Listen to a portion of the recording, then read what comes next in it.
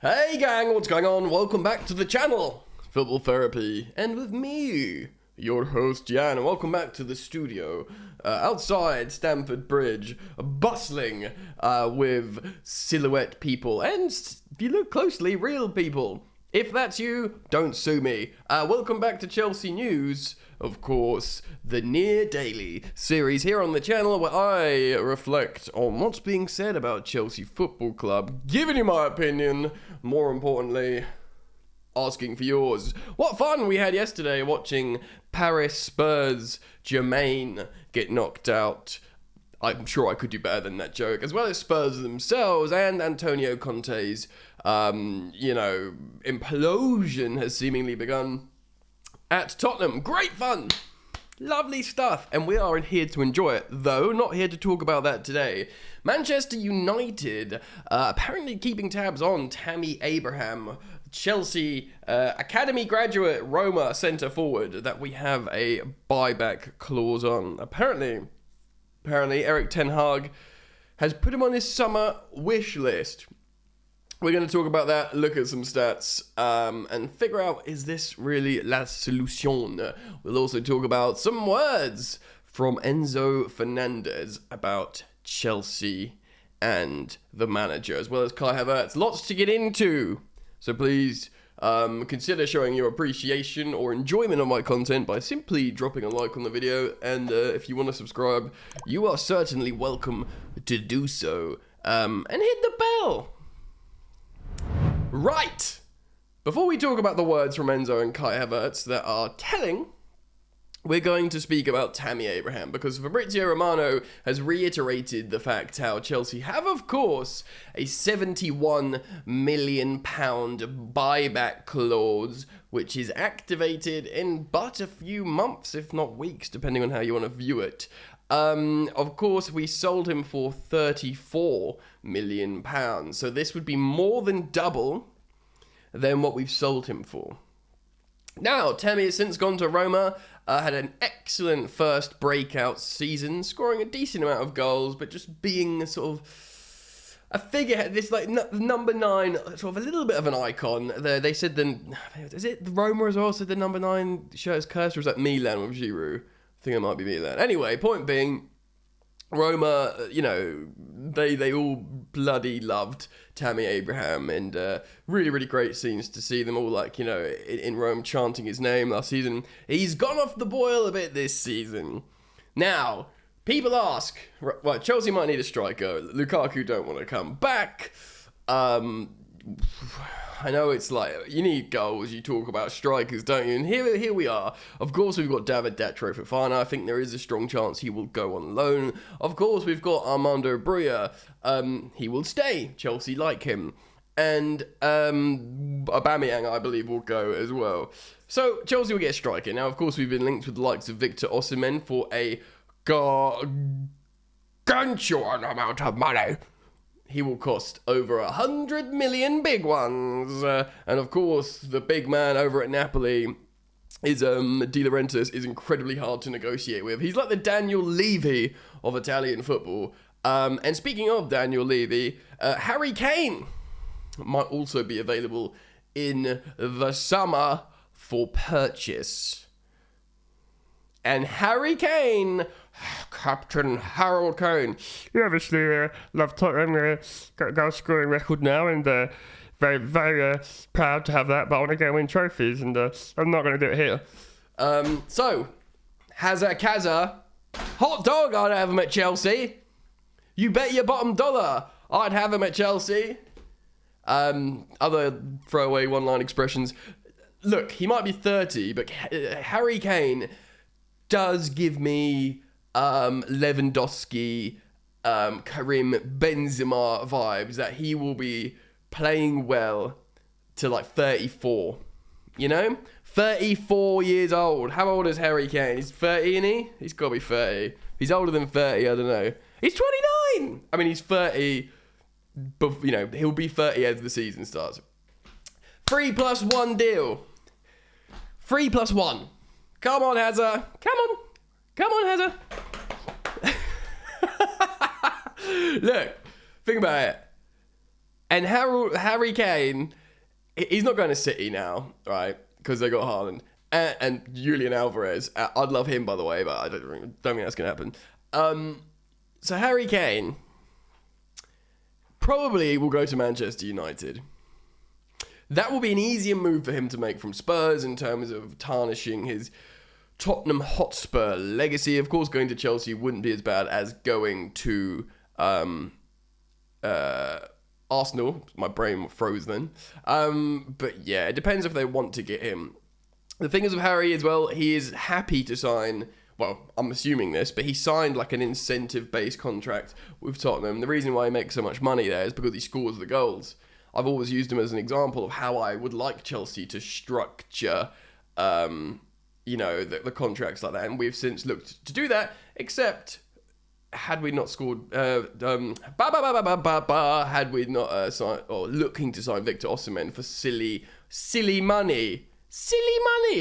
I'm about to show you something in just one moment, but Harry Kane, who Tottenham are having a terrible season. I mean, they're above us and they're in fourth, but they're playing terrible football. Dude has got 18 Premier League goals and 2 assists. He's got 20 Premier League goal involvements in a team that just doesn't get forward. It's pretty incredible. That is pretty incredible. You know, he's still got a couple of he's got a few other goals internationally, and League Cup and the Champions League goal as well on top to boot. He's got 24 goals apparently in all comps. He will always score goals, and he's not just a poacher. He will help the team. I don't know, man. So there's Harry Kane, but let's talk about other people. If Chelsea somehow manage to sign Victor Osimhen, he will cost silly money. And of course, we've spoken about Tammy Abraham. Now, this is an unfair comparison, but I'm going to show you anyway. Check out this understats comparison graphic that is now in front of you on the screen. So the green part of this, whatever graph this is called, pie chart? No, it's not really, is it?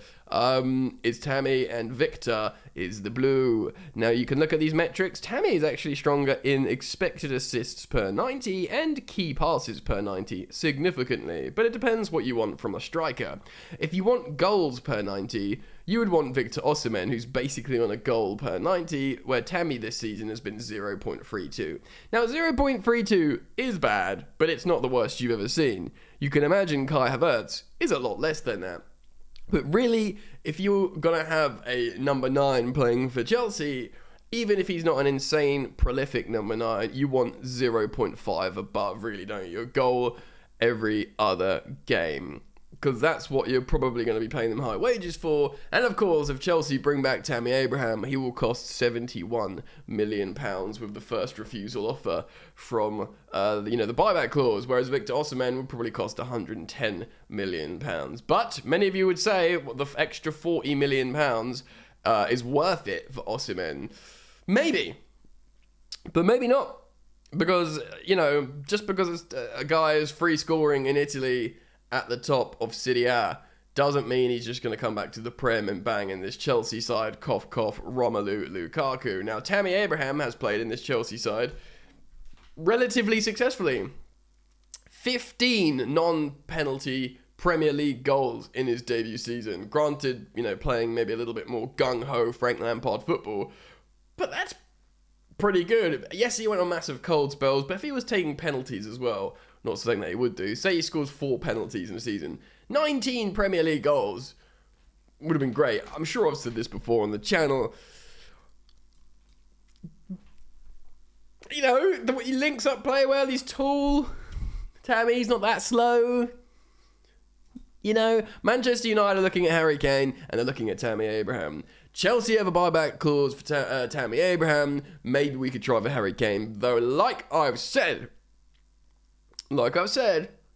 he'll probably prefer, or he'll feel a move to Manchester United would be less mudding his club, Tottenham. Also, it's a frustrating moment for us in Manchester United becoming good again and, of course, winning a trophy. He probably saw Harry Maguire, his England teammate, lifting a trophy and thinking, trophies! Yeah, he hasn't got one. Harry Kane hasn't got one. Are you more likely to win a trophy at United than Chelsea right now? Well, they've just won one. 1-1. Of course, they got slapped up by Liverpool 7-0, and they had a massive capitulation. They've seemingly just got that in their locker, whether it's Brentford, City, Liverpool, etc. But they do look good. We'll see what happens with them in the Europa League. If they continue to capitulate, let's all have a prayer circle for that. Then maybe they spiral out for the rest of the season and they look less appealing. Let me know who would be your preferred striker, and think about Osimhen in terms of different league, ridiculous money. Comment down below.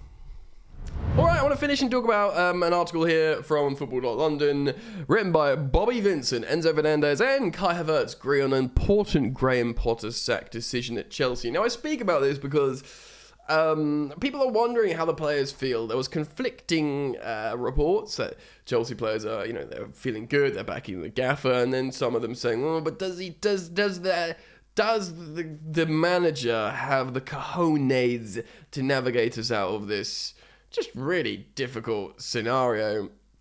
Let's have a look then. Graham Potter was an emotional wreck on the sidelines at Stamford Bridge on Tuesday evening. Those who have questioned the 47-year-old's passion were left rather surprised when they saw that from the Chelsea coach. And it's understandable, because his emotions got the better of him.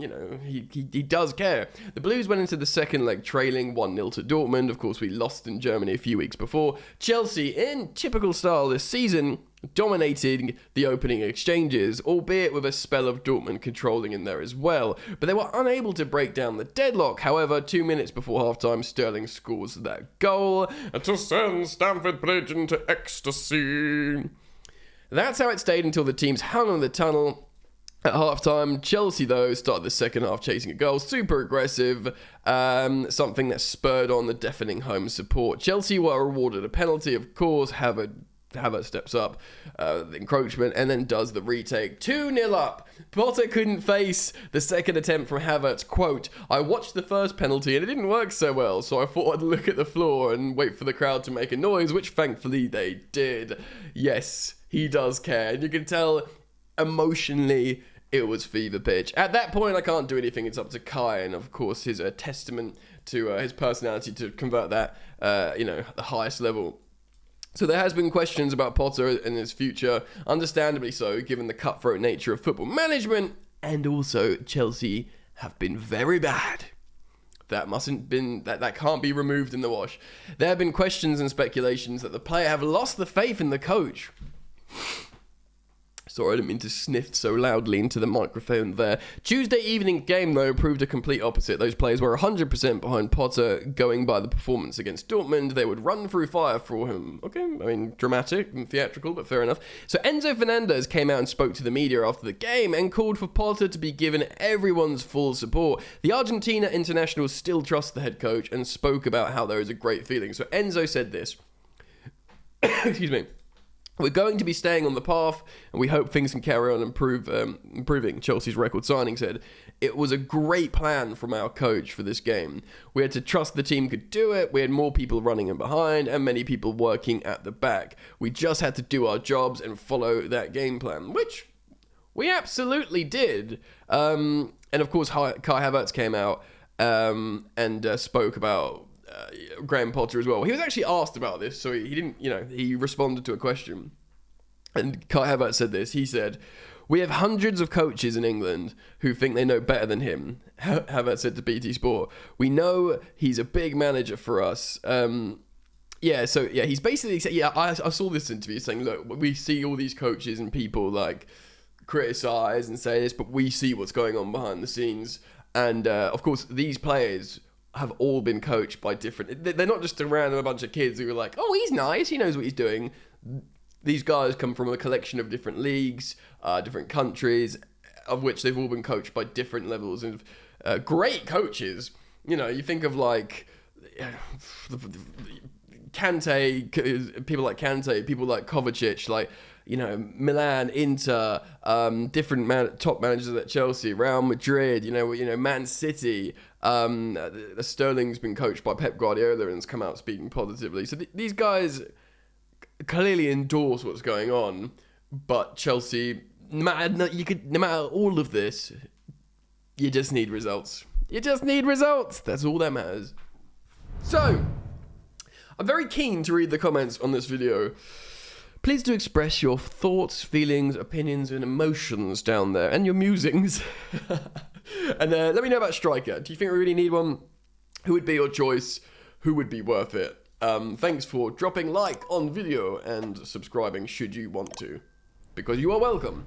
All right, mate. That's enough from me. I'll see you very soon. Peace.